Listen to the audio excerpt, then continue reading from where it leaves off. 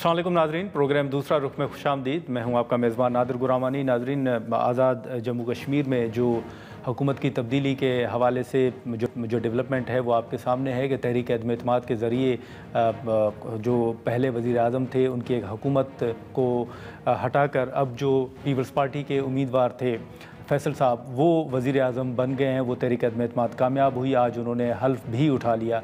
हमने देखा कि जब ये तहरीक अदम एतमाद की बात सामने आई तो उस वक्त मुस्लिम लीग नून ने पीपल्स पार्टी को सपोर्ट किया, लेकिन आज ख्वाजा आसिफ साहब का एक बयान जो है वो हमारे सामने है और वो इस फैसले पर शायद तनकीद करते हुए बज़ाहिर नज़र आ रहे हैं। और उन्होंने कहा है कि जो कल तक वज़ीर आज़म की काबीना के वज़ीर थे वो वज़ीर आज़म के ख़िलाफ़ तहरीक अदम एतमाद में वोट देते हैं और ख़ुद वज़ीर आज़म बन जाते हैं। और इसी के साथ साथ उन्होंने ये भी कहा है कि तहरीक अदम एतमाद जो है वो वज़ीर आज़म के ख़िलाफ़ नहीं बल्कि हुकूमत यानी कैबिनेट के ख़िलाफ़ जो है वो होनी चाहिए या होती है। इसी के साथ साथ उन्होंने ये भी कहा है कि जो इक़्तिदार की म्यूज़िकल चेयर्स हैं उन्होंने सियासतदानों के जो ज़मीर हैं वो मुर्दा कर दी हैं। इसी के साथ साथ अगर हम बात करें तो हाल ही में जो 27वीं आइनी तरमीम मंजूर हुई उसके बाद अब 28वीं आइनी तरमीम के हवाले से बातें हो रही हैं और ये बातें कोई अपोजिशन अरकान अपने तहफ़्फ़ुज़ात के ज़रिए नहीं बल्कि ख़ुद जो कैबिनेट के मेंबर्स हैं उनकी जानिब से भी इस तरह के बयानात आ रहे हैं। फिर MQM के बयानात भी हैं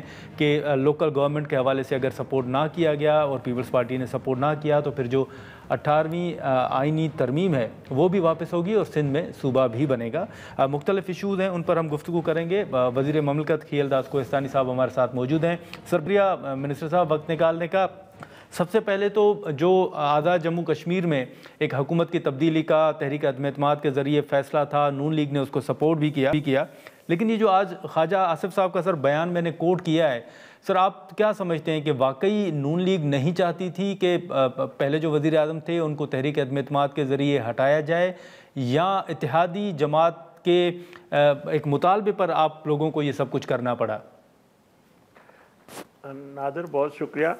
देखें, ये बात दुरुस्त है कि पीपल्स पार्टी ने हमारी क़यादत को दरख्वास्त की थी और हमारी क़यादत ने जो PMLN आज़ाद कश्मीर चैप्टर है और सब ने मिलकर इत्तफाक राय से ये फ़ैसला किया था कि हम इस पीपल्स पार्टी को सपोर्ट करेंगे मगर हुकूमत का हिस्सा नहीं बनेंगे और हम अपोजिशन में बैठेंगे।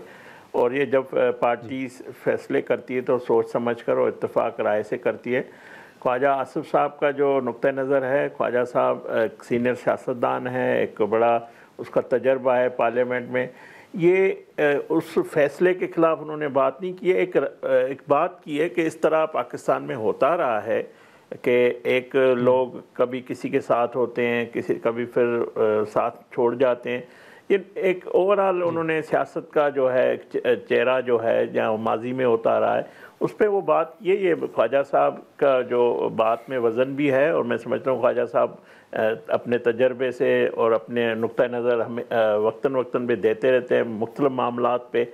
तो ये ज़ाहिर है ख्वाजा साहब एक सीनियर सियासतदान है, उसकी बात को लेकिन खियलदास साहब, लेकिन अभी ये जो MQM के रहनुमाओं के बयानात आ रहे हैं 18वीं तरमीम के हवाले से, नए सूबे के हवाले से, फिर वो कह रहे हैं कि हुकूमत ने हमसे वादे भी किए हैं, तो ये जो हालिया बयानात हैं क्या ये आपकी यकीन दहानियों के बाद MQM इस तरह के बयानात दे रही है या इन बयानात से आपका ताल्लुक़ नहीं है? मुस्लिम लीग नून इसके पीछे नहीं है कि कोई 18वीं तरमीम भी वापस होगी और सिंध में सूबा भी बनेगा? देखें, जहाँ तक MQM का जो बल्दियात के हवाले से बिल है उसको पंजाब असम्बली ने करारदाद के थ्रू भी जो है उसके हक़ में अपना फ़ैसला दिया है। उसमें PMLN पीपल्स पार्टी जो पंजाब की वहाँ पे जमात हैं उन्होंने इस पे इत्तफ़ाक़ किया है। हमने काबीना में ये बात डिस्कस की, प्राइम मिनिस्टर ने उनको यकीन दहानी कराई, हमारे सीनियर मिनिस्टर खुद। मैं अपनी ज़ाती राय दूँ कि ये जो MQM बात कर रही है कि वफाक से सूबों के बाद मुकामी जो हुकूमतें होती है, बल्दियाती निज़ाम जिसको कहा जाता है, उसको अगर पैसे देने हैं तो इसमें कोई अगर बदीन में सिंध के वसाइल जाएंगे, ठट्ठा में जाएंगे, जामशोरो जाएंगे, कराची जाएंगे, हैदराबाद जाएंगे, पूरा सिंध है। इस बात पे तो मैं इत्तफाक करता हूँ, या PMLN का इत्तफाक भी है। और PMLN ने बरमला इसका असेंबली के फ्लोर पे वज़ीर आज़म ने भी कहा है, ख्वाजा आसिफ साहब ने भी कहा है, बाकी लोगों ने भी कहा है, मैं भी करता हूँ। मगर जो बात सिंध की तकसीम है, میں سمجھتا ہوں یہ بات ایک حساس معاملہ ہے، اس پہ اس طرح جو ایم کیو ایم اگر بات کرتی ہے، یہ ان کا ذاتی پہلے بھی نقطہ نظر رہا ہے، مگر آئین یہ بات کسی بھی صوبے میں اگر تقسیم ہوتی ہے یا دو صوبے بنتے، پہلے اس اسمبلی کی قرارداد آنی چاہیے، پھر 2/3 میجارٹی سے قومی اسمبلی میں، پھر سینٹ میں، یہ ایک سیاست تک تو بات کرنی ہے، مگر میں سمجھتا ہوں ایم کیو ایم کو اس طرح کی بات نہیں کرنی چاہیے، اور پیپلز پارٹی کو بھی اس پہ تھوڑی جو بلدیاتی حوالے سے ہے ایم کیو ایم کی بات کو سننا چاہیے، اس پہ بات کرنی چاہیے۔ تو میں سمجھتا ہوں تلخ باتیں یہ نفرتوں کی اس سے بڑھتی ہے، اور سندھ کی تقسیم کی بات کرنا یا سندھ کے 2 صوبوں کی بات کرنا، 3 صوبوں کو ٹکڑوں کی کرنا، تو یہ غیر مناسب بات ہے، میں اس کی بالکل مذمت کرتا ہوں۔ اس طرح کسی بھی آپ کسی صوبے کے جو 6 کروڑ عوام کا مینڈیٹ ہے، یہ 6 کروڑ عوام کا فیصلہ ہوگا وہ کیا چاہتے ہیں،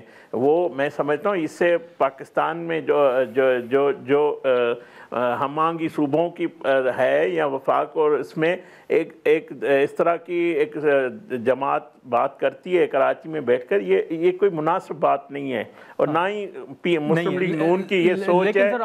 میں آپ کو بتاؤں، میں سمجھتا ہوں کہ جو ایم کیو ایم کا موقف ہے کہ بلدیاتی نظام کو مضبوط کیا جائے۔ دیکھیں یہ ڈیموکریسی میں 3rd ٹیئر ہے جس کو ہم لوکل گورنمنٹ کہتے ہیں، اور یہ کرنی چاہیے، یہ ہماری بھی خواہش ہے، اور ہم پیپلز پارٹی سے بھی مطلب مشاورت کرنا چاہتے ہیں۔ ہم چاہتے ہیں کہ 28ویں ترمیم میں یہ ضرور ہو۔ اس حد تک تو ہماری جماعت، ہماری حکومت سپورٹ کرتی ہے۔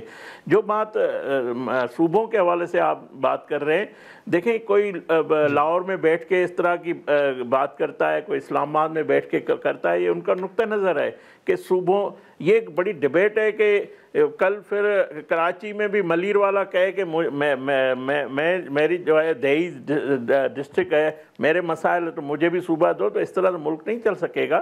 تو میں سمجھتا ہوں اس کے لیے وسائل چاہیے، اس کے لیے اتنے سیکریٹریٹ چاہیے۔ تو یہ سندھ کی تقسیم، خصوصاً سندھ کی بات کرنا، میں سمجھتا ہوں اس کو اور ایک صوبے میں ایک اس طرح کا انتشار پھیلانے کی بات ہے، ایک جو اچھی فضا ہے اس کو خراب کرنے کی بات ہے۔ یہ سیاست بھی اس طرح نہیں ہونی چاہیے۔ ہاں یہ بات ضرور کرے، ایم کیو کا حق ہے کہ وہ بلدیاتی حوالے سے وہ بات کرتے ہیں، نقطہ نظر ان کا بل ہے، اس کو ہم سپورٹ کرنے کے لیے تیار، مگر اس بات کو ہم سپورٹ نہیں کریں گے صوبے کی حوالے سے۔ ٹھیک ہے، لیکن آپ نے 28ویں ترمیم کا ذکر کیا، تو کھیلدہ صاحب مطلب 28ویں ترمیم بھی آ رہی ہے سر؟ جی بالکل، 28ویں ترمیم، دیکھیں کوئی بھی ہم بنیادی کام ہمارا قانون سازی ہے، آئین میں اگر کوئی گنجائش ہے، کوئی ضرورت پڑتی ہے تو ہم ضرور کریں گے، مگر میں یہ بات وزیر اعظم شہباز شریف صاحب اسمبلی کے فلور پہ کر چکے ہیں۔ نادر انہوں نے کوٹ کیا تھا کہ کالاباغ ڈیم اگر کتنا بھی کوئی کہتا ہے مفید ہے، مگر اگر کوئی صوبہ اس پہ اعتراض کرتا ہے، وہ پاکستان کی چاروں اکائیوں میں کوئی اس میں تفریق ہوتی ہے، ایک اکائی ناراض ہوتی ہے، تو پاکستان سے ایسے بڑا کوئی منصوبہ نہیں ہے، ایسے 100 کالاباغ ڈیم ہم قربان کر دیں گے۔ تو مقصد یہ اس کا واضح موقف ہے کہ ہم سندھ کے مینڈیٹ کے احترام کرتے ہیں، سندھ کے عوام کے خواہشات، ان کے کوئی بھی ہم ایسا جبری فیصلہ، کوئی یک طرفہ فیصلہ نہیں کریں گے۔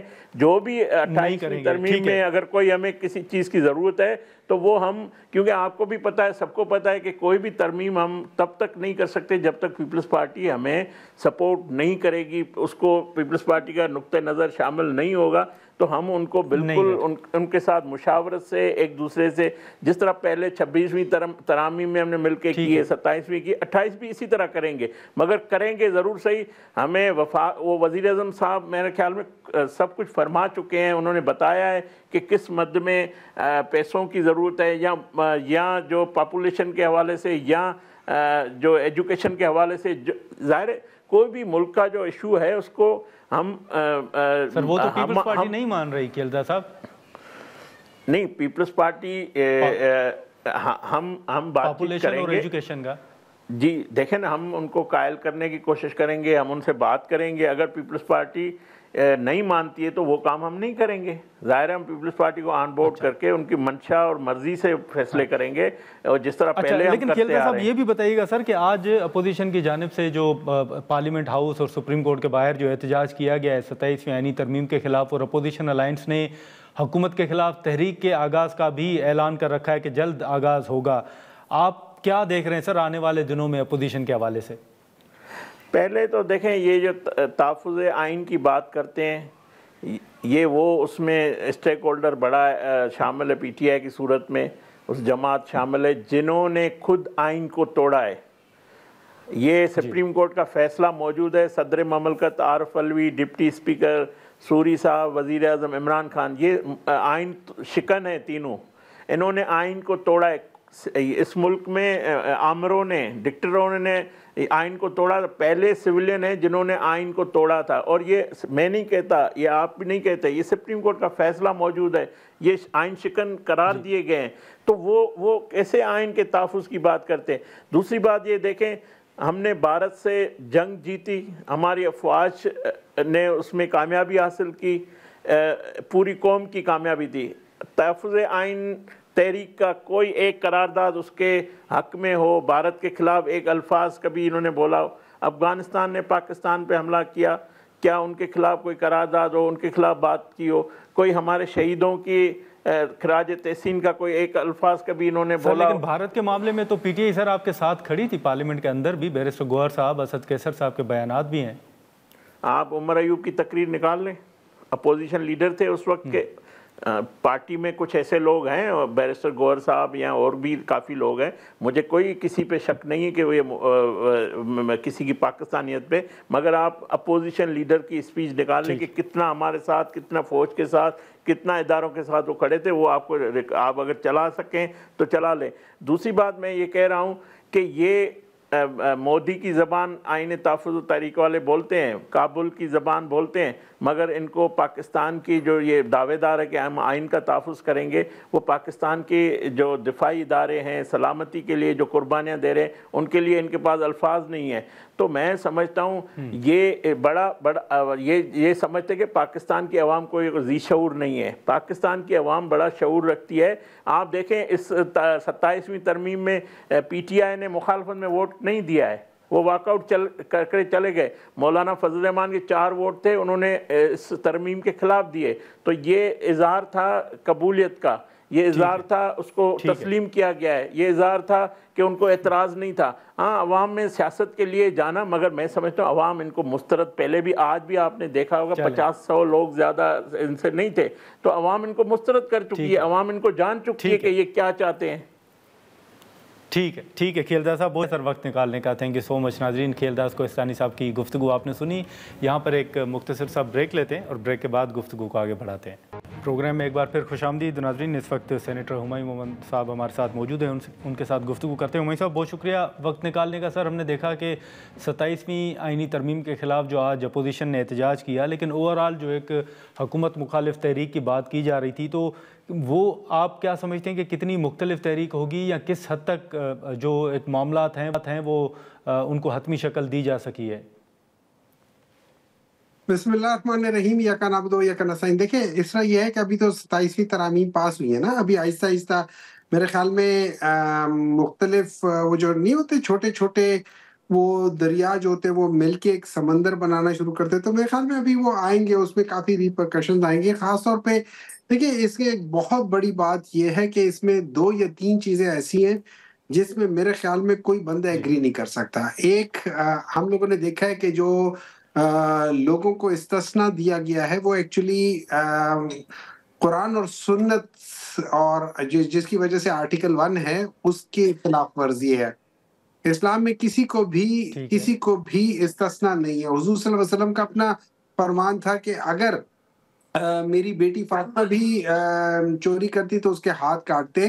پلس صحیح بخاری میں بھی اور باقیوں میں بھی یہ حدیث ہے کہ کلکم رائن و کلکم مسئول عن رعیتہ, اور تم میں سے ہر ایک نگہبان ہے اور اس سے اس کی رعیت کے بارے میں سوال ہوگا. یہ ایک چیز ہے. دوسرا, جو ان لوگوں نے ایک جھوٹ بولا ہے کہ جی ہم نے آئینی کورٹ اس لیے بنائے ہیں, کانسٹیٹیوشنل کورٹ, کہ اس میں یہ پینڈنسی ہے اور 5% جو آئینی کیسز ہے اس نے پورے سسٹم کو بلاک کر کے رکھا ہوا ہے. حالانکہ آپ یہ یاد رکھیں کہ 26ویں ترامیم میں آئینی بینچ بنا تھا. آئینی بینچ اور آئینی کورٹ میں صرف ایک آپ یہ سمجھ لیں for practical reason they are same thing کہ صرف اس کو ایک سیپریٹ کورٹ بنا دیا in parallel to Supreme Court. لیکن اس میں بھی اس وقت کے چیف جسٹس جن کو بنایا گیا تھا یحییٰ افریدی اور ان لوگوں نے کہا تھا کہ اس سے بہت فرق پڑے گا. لیکن پچھلے ایک سال میں ہم نے دیکھا ہے پینڈنسی آف کیسز 52,000 سے بڑھ کے 60,000 پہ چڑھ گیا. جس کا مطلب یہ ہے آئینی کورٹ یا آئینی بینچ اس چیز کو نہیں ایڈریس کر سکتی, وہ مسئلہ کچھ اور ہے. اور یہ لوگ صرف اپنے مطلب کے لیے ایک ایسا کورٹ بنا رہے کہ جس میں جو مرضی ہے انٹرپریٹیشن کرے. اور یہی ایک سال میں ہوا ہے کہ ان لوگوں نے ہمارے جو الیکشن کمیشن نے ہم سے جو بلہ جب بلہ لیا گیا تھا تو ہم سے ہماری پاکستان تحریک انصاف کو انہوں نے بالکل ہٹا دیا. پارٹی ایز اے پارٹی انہوں نے اس کو ختم کر دیا. اس کو جو آئینی کورٹ ہے اس نے اس کو یا آئینی بینچ نے اس کو کہا کہ یہ ٹھیک ہے, جو ہمارے ریزرو سیٹس تھی وہ ہم سے لے لیے, جو ملٹری کورٹ سے ان کو جسٹیفائی کر دیا. تو بیسیکلی ہر غلط کام سر اس پر بالکل پہلے بھی پی ٹی آئی کا موقف سامنے آ چکا ہے. لیکن ابھی جب آپ تحریک شروع کرنے جا رہے ہیں, ایک اعلان اپوزیشن کی جانب سے ہوا ہے, ایسے میں عدالت کا ایک حکم بھی آیا ہے. پشاور ہائی کورٹ نے جو کہا ہے کہ ابھی جو سرکاری وسائل ہیں ان کا استعمال صوبائی حکومت نہیں کرے گی. تو آپ سمجھتے ہیں کہ اس فیصلے کے خلاف کچھ ہوگا, یا آپ سمجھتے ہیں کہ پہلے بھی کوئی سرکاری وسائل استعمال نہیں ہوئے؟ دیکھیں دو چیزیں ہوتی ہیں. سرکاری وسائل کس چیز کے لیے ہوتے ہیں؟ اگر سرکاری وسائل ہم اس لیے استعمال کریں کہ ہم سرکاری خرچے پہ لوگوں کو بسوں میں بٹھا کے لے کر جائیں, بالکل غلط ہے, نہیں ہونا چاہیے. اگر ہم سرکاری وسائل یہ کریں کہ جی ہم لوگوں نے ساری جو سرکار کی جو مشینری ہے اس کو اٹھا کے لے کر جا رہے ہو اور اس سے اپنا سارا کام کر رہے ہو, وہ بھی بالکل غلط بات ہے. لیکن اگر فرض کریں چیف منسٹر یا کوئی منسٹر یا کوئی جا رہا ہے اور ان کے ساتھ ان کے پروٹوکول جو ہوتی ہے, جو جیسے ایمبولینس ہوتی ہے, اس کے ساتھ ان کی سیکیورٹی ہوتی ہے, کہ اگر وہ ان کے ساتھ جا رہی ہے تو وہ سرکاری اخراجات میں وہ نہیں شامل ہوتے. They are suppose to be with them, وہ ان کے ساتھ ہوتے ہیں. ہم نے تو اس میں بھی ٹوٹل میرے خیال میں جو لاسٹ ٹائم ہوتا اس میں ٹوٹل 5 یا 6 یا 7 لوگ تھے بس, دیٹس آل. باقی تو اگر آپ باقیوں کو دیکھیں ان میں 25 30 گاڑیاں ہوتی ہیں, 50 گاڑیاں ہوتی ہیں, ہم تو وہ نہیں استعمال کرتے.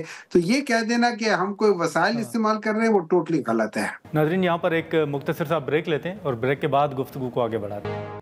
ویلکم بیک ناظرین. سر ابھی اگر ہم دیکھ لیں تو جس تحریک کی بات ہو رہی ہے, سر مولانا صاحب آپ سمجھتے ہیں کہ جو ابھی 27ویں آئینی ترمیم میں ہوا, جو ان کا ایک سینیٹر توڑا گیا, اس کے بعد کوئی دوبارہ مولانا صاحب ناراض ہیں حکومت سے, ایسا کوئی ماحول دیکھ رہے ہیں, یا وہ آپ کو جوائن کریں گے جو اپوزیشن الائنس ہے اس کو؟ دیکھیں میری نظر میں اگر مولانا صاحب نے یہاں پہ پولیٹیکل الائنس کو, پاکستان تحریک انصاف کو چھوڑ دیتا ہے, وہ تحریک تحفظ آئین پاکستان یا اس کے خلاف باہر نہ نکلے, تو پھر لوگ یہی کہیں گے کہ وہ کہیں درمیان میں مکا کر رہے ہیں, یا وہ کوئی اپنے کوئی ڈیل کر رہے.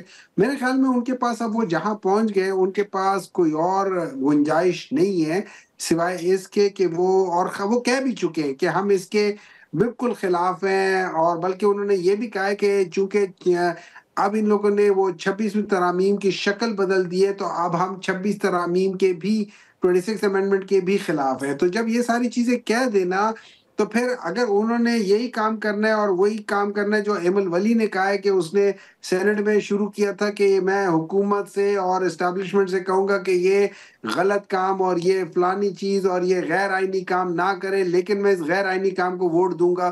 اگر یہی کام کرنا ہے تو پھر انہوں نے پتہ نہیں کیوں اتنی دیر کی ہے. لیکن میرا خیال ہے کہ مولانا صاحب نکلیں گے باہر اور وہ احتجاج میں حصہ لیں گے ون وے اور اندر وے. لیکن سر ابھی ایک آخری سوال ہوگا کہ ابھی آپ نے دیکھا کہ 27ویں آئینی ترمیم ابھی منظور ہوئی ہے, لیکن پھر سے 28ویں آئینی ترمیم کے حوالے سے باتیں چل رہی ہیں, اور یہ باتیں کوئی سوشل میڈیا پر نہیں بلکہ خود جو کابینہ کے اراکین ہیں وہ کر رہے ہیں. پھر ساتھ میں ایم کیو ایم کا ایک مطالبہ بھی آ رہا ہے کہ اگر جو بلدیاتی قانون ہے, نظام ہے, اس حوالے سے سپورٹ نہ کیا گیا تو پھر 18ویں ترمیم بھی واپس ہوگی اور سندھ میں صوبہ بھی بنے گا. تو آپ ایوان بالا کے رکن ہیں, کوئی ایسا ماحول دیکھ رہے ہیں, آپ سمجھتے ہیں کہ یہ کوئی ایم کیو ایم کو یقین دہانی کروائی گئی ہے اور واقعی معاملہ جا رہا ہے 28ویں ترمیم کی طرف؟ دیکھیں مجھے ایسے لگتا ہے کہ یہ ایم کیو ایم وغیرہ ان کے یہ تو میں ٹو بی ویری آنیسٹ ان سب کو پتہ ہے کہ ایم کیو ایم کے ٹوٹل میرے خیال میں 1 یا 2 سیٹیں تھی، باقی تو ساری وہ ہاری ہوئی تھی، اس لیے کوئی ایم کیو ایم کو سیریس نہیں لیتا۔ نمبر 2، زرداری صاحب کو پتہ چل گیا کہ سندھ ان کے ہاتھ سے نکل گیا ہے، اس لیے وہ یہاں پہ وہ ایک بارگین کر رہے ہیں اور اپنے آپ کو سیو کرنے کے لیے انہوں نے کہا ہے کہ جی مجھے بھی یہ سیف پیسج دے دو اور تحفظ دے دو۔ جہاں تک یہ ریورس ہونے کا تعلق ہے، میرے خیال میں ریورس وغیرہ اگر آپ مجھ سے پوچھیں تو سب سے پہلے یہ ہوا تھا کہ اگر آپ اپنے مطلب کا الیکشنز کا رزلٹ نہیں آتے تو آپ الیکشن کمشنر کر لیں، اگر الیکشن کمشنر کے بعد کوئی پرابلم ہوتی ہے تو پھر آپ چیف جسٹس سے کسی کا نشان ہٹوا کے پارٹی کو خراب کروا لے، اگر اس جی کے بعد ان کو ووٹ پھر بھی پڑ جائے تو پھر کانسٹیٹیوشنل بینچ سے اس کے خلاف اپنے حق کے ڈیسیجنز لے آئیں، اگر اس کے بعد بھی کام نہ بنے تو آپ کانسٹیٹیوشنل امینڈمنٹ لے آئیں، اور یہ جو چیزیں ہونے والی ہیں نا یہ ان دونوں پولیٹیکل پارٹیز کو بہت سخت بائٹ کرے گی۔ میرے خیال میں ان دونوں کے پاس یہ ٹوٹل ختم ہو جائیں گے۔ میرا یہ خیال ہے کہ جو آگے آنے والا ہے وہ ایک اتھارٹیرین رجیم بلکہ ایک ٹوٹل نان ڈیموکریٹک سسٹم آنے والا ہے۔ لیکن سر یہ پھر ابھی جو معاملات چل رہے ہیں اس میں اسپیکر صاحب نے دوبارہ سے ایک پیشکش کی ہے کہ آپ مذاکرات کریں تو معاملات آگے بڑھ سکتے ہیں، پی ٹی آئی کوئی نظر ثانی کر سکتی ہے سر اپنے فیصلے پر؟ دیکھیں جو لوگ اتنے غیر جمہوری ہو گئے ہیں، جو لوگ اتنے زیادہ جن کے اندر ایک ڈر ہے، خوف ہے ایک بندے کا، وہ مجھے بات بتائیں وہ اس کے ساتھ کیا بات کریں گے؟ وہ اس کے ساتھ کیا بات ہے؟ اس کا تو ٹھیک ہے مطالبہ ٹھیک ہے یہ ہے کہ آپ لوگوں نے میرا مینڈیٹ آپ لوگوں نے چرایا ہوا ہے، تو آپ مجھے بات بتاؤ ٹو بی ویری آنیسٹ، جن کے پاس طاقت نہیں ہے، جن کے پاس کچھ بھی نہیں ہے، اختیار نہیں ہے، سوچنے کا نہیں ہے، ہر ایک کہتا ہے سوچ کے بتاؤں گا، جب سینٹ کے چیئرمین کے پاس جاتے ہیں کہ اپوزیشن لیڈر بنا دو، اس کو نامینیٹ کر دو، پوچھ کے بتاؤں گا، پرائم منسٹر کے پاس جاتے ہیں کہ اڈیالہ جیل میں سر عمران یہ خان سے آپ کو ملنے دو، چیئرمین پوچھ سینٹ کے صاحب نے کہا بتاؤں تھا؟ گا تو ہاں چیئرمین سینٹ صاحب کے آفس میں انہوں نے کہا تھا کہ میں پوچھ کے بتاؤں گا۔ ہم نے کہا کہ جی یہ تو آپ کا اختیار ہے، تو انہوں نے کہا جی میں پیپلز پارٹی سے پوچھ کے بتاؤں گا، تو ہم نے کہا پیپلز پارٹی کا اس سے کیا تعلق ہے؟ تو بہرحال پھر ان سے نکل آئے کہ جی آپ کو پتہ ہے کہ یہ تو ہمیں کہیں سے پوچھ کے بتانا پڑے گا۔ اچھا چلیں ٹھیک ہے، بہت شکریہ وقت نکالنے کا۔ ناظرین عمئی صاحب کی گفتگو آپ نے سنی، ہم یہاں پر ایک مختصر سا بریک لیتے ہیں اور بریک کے بعد گفتگو کو آگے بڑھاتے ہیں۔ پروگرام میں ایک بار پھر خوش آمدید ناظرین۔ اب جو ایم کیو ایم کے بیانات تھے اس پر سندھ حکومت کا رد عمل بھی سامنے آیا۔ جو ترجمان سندھ حکومت ہیں نادر نبیل گبول صاحب، وہ اس وقت ہمارے ساتھ موجود ہیں، ان سے گفتگو کریں گے۔ گبول صاحب بہت شکریہ وقت نکالنے کا۔ ہم نے دیکھا کہ ایم کیو ایم جو اہم ملاقاتیں اسلام آباد کے اندر ہوئیں یا 27ویں آئینی ترمیم ہوئی، اس میں آپ سارے لوگ جو ہیں وہ ایک پیج پر تھے، لیکن یہ جو مصطفیٰ کمال صاحب کے بیانات ہیں 18ویں ترمیم کے حوالے سے، نئے صوبے کے حوالے سے، یہ دوبارہ سے ایم کیو ایم کی ناراضگی کی کیا وجوہات ہیں؟ دیکھیں انفارچونیٹلی ایم کیو ایم کو حالانکہ موقع ملا تھا ماضی میں بھی سرو کرنے کا سندھ کو اور کراچی کو، اسپیشلی آپ کو یاد ہوگا 2002 سے لے کے 2008 تک نہ صرف میئر بلکہ سی ایم اور پریزیڈنٹ جو اس وقت ڈکٹیٹر تھے، ایک جابر ہو چکے تھے، ملک کے اوپر مسلط ہو گئے تھے، وہ سب آن دا سیم پیج تھے، مگر پھر بھی انہوں نے کراچی کو بنانے کے بجائے کراچی کو انہوں نے برباد کیا۔ چائنا کٹنگ انہوں نے کی، قبضہ مافیا عروج پہ اس ٹائم پہ تھا، جو آج تک ہم جو کراچی میں رہتے ہیں آج تک بھگت رہے ہیں، کیونکہ کراچی اتنا ان گورنبل انہوں نے چھوڑ کے گئے تھے کہ ابھی بھی چیزیں درست کرنے میں ہمیں اتنا ٹائم لگ رہا ہے۔ جو تجاوزات ہیں، جو سوریج کے ڈرینیج کے مسئلے ہیں، وہ ابھی تک ان کا کیا ہوا جو گند ہے اس کو آج تک ہم صاف کرنے میں محنت کر رہے ہیں۔ تو ایم کیو ایم کے پاس تو اپنا ووٹ بینک ہے نہیں، ان کا جو ووٹ بینک تھا، جو کہتے تھے پڑھا لکھا اردو اسپیکنگ طبقہ، وہ ان کے ہاتھ سے نکل گیا ہے۔ تو یہ ایک پرانی گھسی پٹی سیاست جو 90 کی دہائی میں تو شاید چل گئی تھی، مگر آج 2025 کے دور میں، بلکہ 2026 شروع ہونے والا ہے، آج اس طرح کی سیاست نہیں چلے گی۔ اسپیشلی جو یوتھ ہے، جو ینگسٹر ہے، وہ اس طرح کی نفرت انگیزی اور لاسانی سیاست کو اب فالو نہیں کرتی. وہ اب پرفارمنس نہیں، بیسڈ لیکن اور گبر صاحب ڈیلیوری یہ جو بیانات دے رہے ہیں کہ 28ویں ترمیم آئے گی اور اس میں لوکل گورنمنٹ کے حوالے سے اگر بات نہ مانی گئی یا پیپلز پارٹی نے سپورٹ نہ کیا تو پھر یہ چیزیں ہوں گی، آپ سمجھتے ہیں کہ یہ پھر مسلم لیگ نون کی سپورٹ کے بعد اس طرح کی یہ بیانات آ رہے ہیں یا مسلم لیگ نون کی آپ کوئی سپورٹ نہیں دیکھ رہے ہیں ان معاملات میں؟ نہیں، مجھے نہیں لگتا مسلم لیگ نون اس وقت افورڈ کر سکتی ہے کہ اس کے کولیشن پارٹنرز آپس میں اس طرح کے بیان بازی کرے یا ڈس اگریمنٹ کی طرف جائے، کیونکہ مسلم لیگ کی اپنی حکومت خود کولیشن کی بنیاد پہ قائم ہے اور وہ افورڈ نہیں کر سکتے. وہ تو نہیں چاہیں گے کہ اس کے کولیشن پارٹنرز اس طرح آپس میں ان کی کوئی ڈس اگریمنٹس ہو. یہ purely simply M Q M کی اپنی ایک گھسی پٹی پرانی سیاست جو ان کو عادت ہے، جو 1980 سے لے کے 90 اور بلکہ 2008 تک انہوں نے جو سیاست کا استعمال کیا کہ اردو اسپیکنگ طبقے کو گمراہ کر کے اور جو سندھی انڈیجنس لوگ ہیں ان کے خلاف کر کے انہوں نے جو کوشش کی تھی، اب اس کو واپس سے یہ لوگ آزمانا چاہ رہے ہیں. بٹ ان کو اب نہیں ریئلائز ہو رہا کہ اب لوگ اس چیز کی وہ نہیں مانیں گے. اور 28ویں آئینی ترمیم، کیا 30 آئینی ترمیم آئے یا 40 آئینی ترمیم آئے، مگر پاکستان پیپلز پارٹی ہی وہ واحد پارٹی ہے جس نے پروونشل آٹونومی کی طرف ایک بہت بڑا جو کارنامہ انجام دیا تھا. 18ویں آئینی ترمیم NFC ایوارڈ کے صوبوں کو ڈائریکٹ ان کا شیئر ملا جائے تاکہ صوبے خود مختار ہو، صوبوں کے پاس مزید ہیلتھ کے اندر، ایجوکیشن کے اندر ایک سینس آف آٹونومی ہو، ڈائریکٹ گورننس کی کیپیبلٹی ہو. تو اس چیز کو پیپلز پارٹی 100ویں آئینی ترمیم بھی آ جائے اس ملک میں، مگر پیپلز پارٹی اس کو آخری لمحے تک اس کو اپوز کرے گی اور کبھی بھی پاس ہونے نہیں دے گی. اور ابھی بھی ہم بہت شکر گزار ہیں پرائم منسٹر شہباز شریف صاحب کا اور نون لیگ کا کہ یہ انہوں نے اس ٹاپک پہ کوئی چھیڑا ہی نہیں. انہوں نے صرف جو ایک چارٹر آف ڈیموکریسی کا ایک شہید محترمہ بینظیر بھٹو صاحبہ کا جو ایک ویژن تھا کانسٹیٹیوشنل کورٹس بنانے کا، اس پہ زیادہ فوکس رکھا. تو ہم بہت شکر گزار ہیں نون لیگ کے کہ انہوں نے ایک جس طرح اس سال کے ابتدا میں جو ایک کنال کا ایشو چھیڑا تھا، اس طرح کی کوئی واپس سیاست نہیں کھیلی یا کوئی اس طرح کا کوئی ایشو کنٹروورشل واپس سے ریز نہیں کیا. اور آئی ڈونٹ تھنک وہ آنے والے وقتوں میں بھی کرنے افورڈ کر سکتے ہیں. اگر تو ان کی کوئی 2/3 لیکن حکومت گبر ہوتی صاحب تب آپ سے پہلے وزیر مملکت کھیل داس کوہستانی صاحب سے گفتگو ہو رہی تھی اور وہ یہ کہہ رہے تھے کہ جو 28ویں آئینی ترمیم ہے اس میں ان کا اشارہ NFC کی طرف بھی تھا اور انہوں نے نام بھی لیا کہ پاپولیشن اور جو ایجوکیشن ہے اس پر بھی بات ہوگی. تو میں نے بھی ان سے یہی پوچھا کہ کیا پیپلز پارٹی اس مرتبہ نہیں مانی تو کیا پھر 28ویں آئینی ترمیم میں وہ مان لے گی؟